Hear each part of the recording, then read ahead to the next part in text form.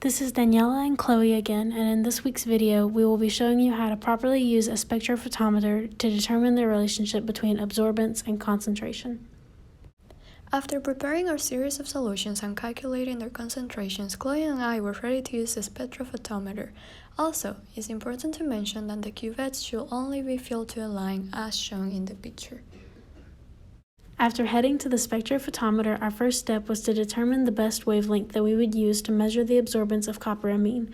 We found this number to be 560 nanometers. To find this number, we had to scan across all wavelengths to find a reasonable range for copper amine. In this case, it was between 200 and 800 nanometers.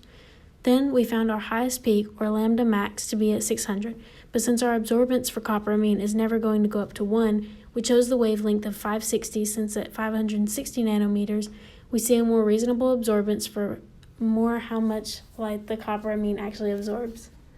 Since the water in the solution and the cuvette also absorb light, our second step was to zero out the machine by using a blank solution, in this case water. This will assure that we obtain the most accurate results for the absorbance of the copper amine solution. After this step, we were ready to start. We first wiped all the sides of the cuvette and then proceeded to place the cuvette in the machine and close the lid.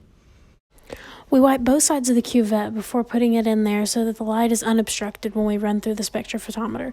We'll also close the lid after we put it in to run it, and again when we take the cuvette out.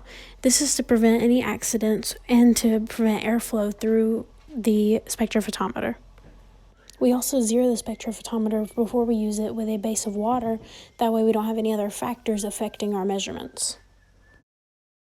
We then recorded the absorbance in our notebook. For our stock solution, for example, we found the absorbance to be 0.8268. After this, we carefully removed the solution from the spectrophotometer and closed the lid.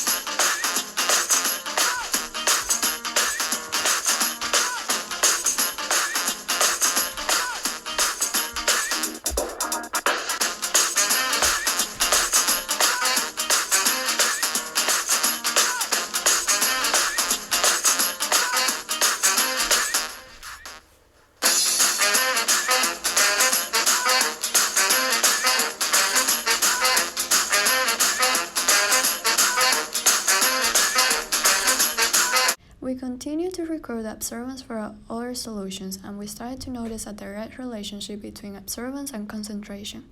As the concentration of our solution decreased, so did the absorbance of light.